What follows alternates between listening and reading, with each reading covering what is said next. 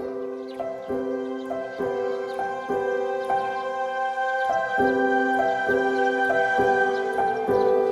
everyone, welcome back to another episode of Sherry's Metaphysical Corner. I'm Sherry. Today's segment is going to be about the emotion code, body code.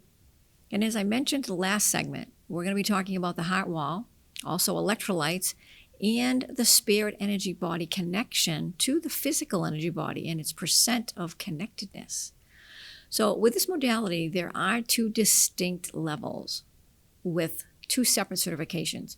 They work hand in hand with each other, and I'm certified in both.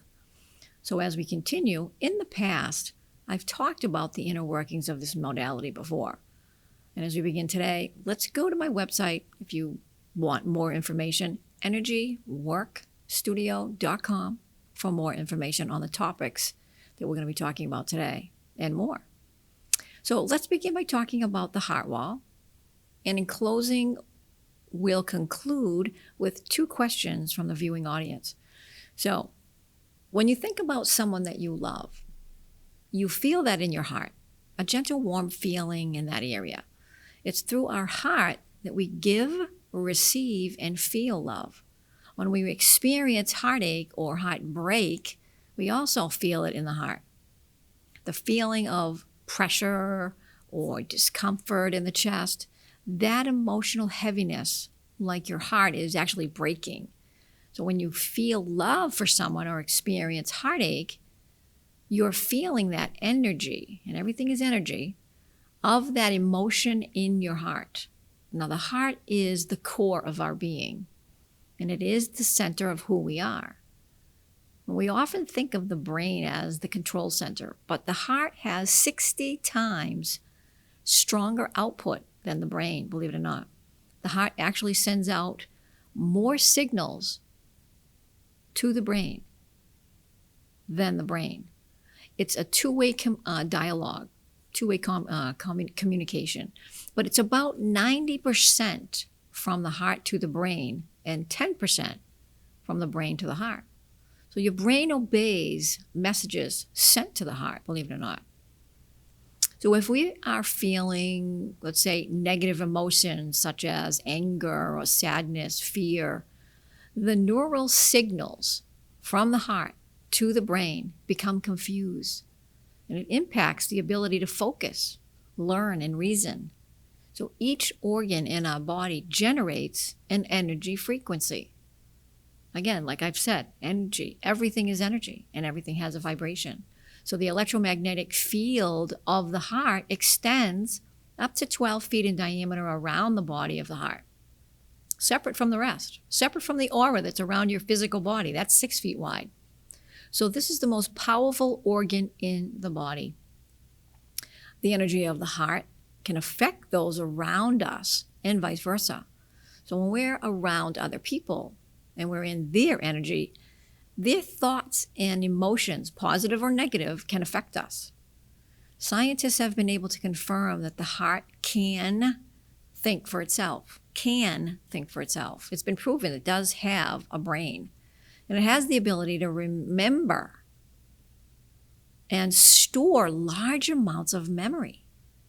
Now, if we research heart transplants, you'll see that there are some amazing stories of transplant recipients who suddenly had cravings for the donor's favorite food or developed a love for classical music, which turned out to be the donor's favorite music. So it's kind of crazy. And for those not familiar with the heart wall, it's simply the subconscious setting up an invisible wall of protection energy around the heart.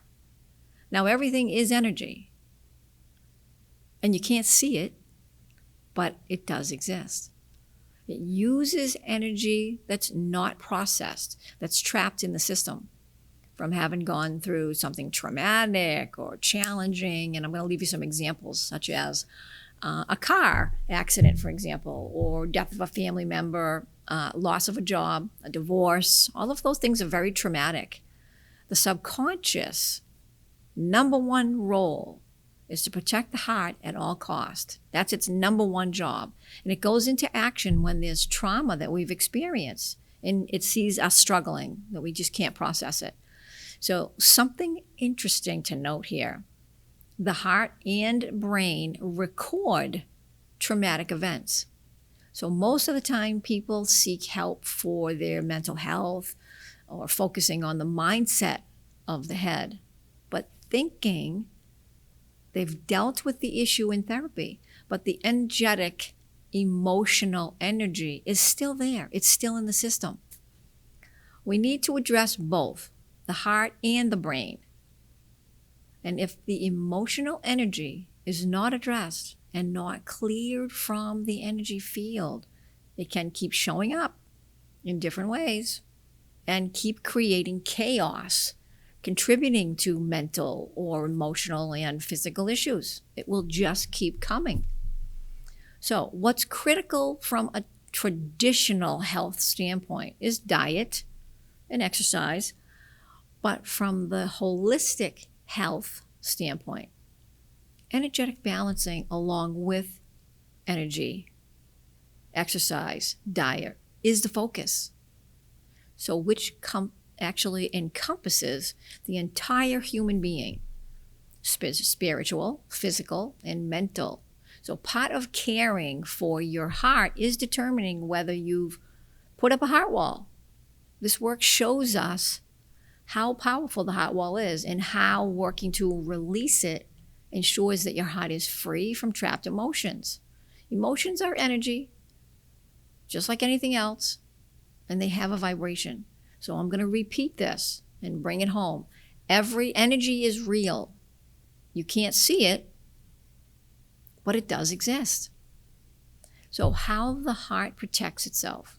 When we experience stress, fear, negative situations or events, we can sometimes try to put a wall to protect ourselves, but we can't physically use something as a shield to protect it. So we often try to block it, and we block it by either ignoring what's going on or numb the pain by keeping busy at the office, busy with social media things or alcohol or other substances. So you can't really block it physically. Our subconscious mind knows this, and it uses excess energy that's trapped elsewhere in your system, that would be trapped emotions, to create an energetic wall around the heart, known as the heart wall. So what is a heart wall? The heart wall is a barrier against emotional pain. It's a defense mechanism to protect your heart from injury. It dulls the agitation of heartache and protects your heart from breaking completely. I mean, how many people have you known that they've heard this saying that he or she died of a broken heart? A lot of people have.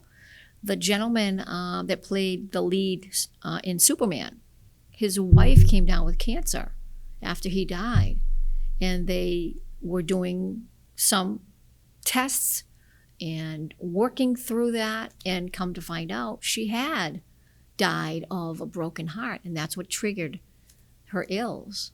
She just died of a broken heart, and she had a heart wall. So I digress, but I just wanted to drop that in there. It's very interesting information. But it is made up of layers of trapped emotions. That's what the wall is made of. Layers and layers of trapped emotions. So one trapped emotion creates one layer in the heart wall. But each trapped emotion can replicate itself, making many layers. It's a pulse of energy. So once in the system, it's like a broadcast that's sent out, and it continues to attract more and more to us.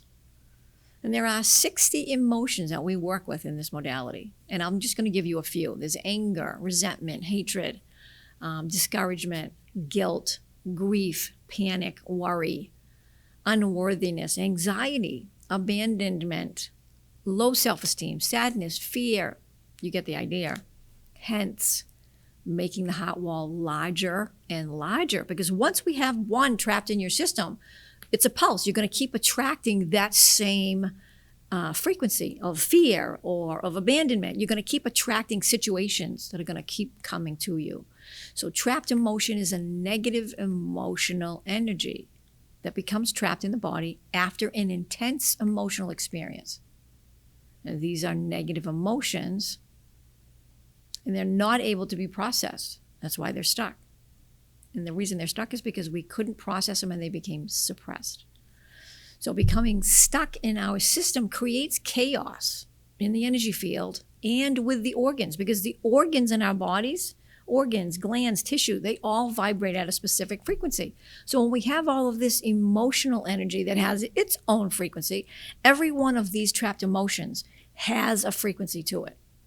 Every one of them. So they interfere with the organs and glands.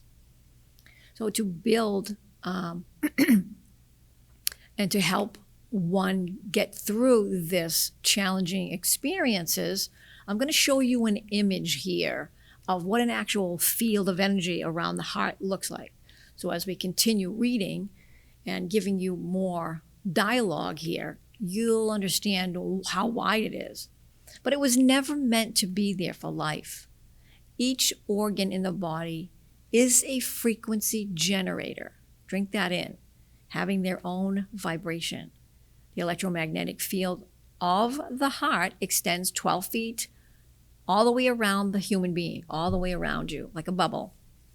12 feet in diameter around the entire body. But it can extend beyond that. I've worked with people that have had their field of energy yards wide, miles wide. So it's huge. It can be huge. It just depends on what the individual has gone through in their lifetime for trauma, experiences. So this is the strongest organ and the most powerful organ in the body. That's why there's so much work done to protect it. So all of this is contingent on what someone has experienced in their life. That kind of gives you the idea of how wide it is. So everyone's heart wall is different in size. I've worked with many, very wide. I actually released one myself 3 years ago from my own field of energy that was 5,000 feet wide. So it's very interesting work. Nobody escapes it. What's interesting and astonishing is that 99.9% of people have a heart wall and they don't realize it. Last when I got involved in this work, it was 93%. So it's kind of climbed. So how can a heart wall affect your life? Well, when we have a heart wall, we lose that intuitive connection, that lack of higher awareness, and feel disconnected and lack of empathy.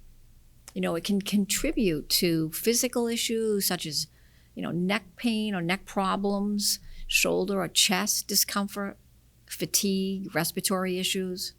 That's just with a heart wall, and that's only scratching the surface. It can leave you desensitized to emotions, creating lots of disconnection from others. A heart wall can also make it harder to feel positive, simply due to negative emotional energy surrounding your heart at all times. It can impact many different areas of your body and of your life, cutting you off from the possibilities and the flow of life. So who can have a heart wall? Very good question. Anyone, any age. And generally heart walls are started when we're children. I have many people that come to me with their children and they have work done on them and they have heart walls. And it's because the parents have either gone through a divorce or they moved from one area to another, even halfway across the country. Something triggered it. Generally, it's a divorce, though, that sets it off and the child has a heart wall. So as you experience more negative situations in your life, more trauma, you keep adding layers to the heart wall. It just keeps coming to it. And it becomes a reflux after a while with you. Every time your heart experiences pain or danger or anything that's difficult, challenging, imagine another layer covering your heart.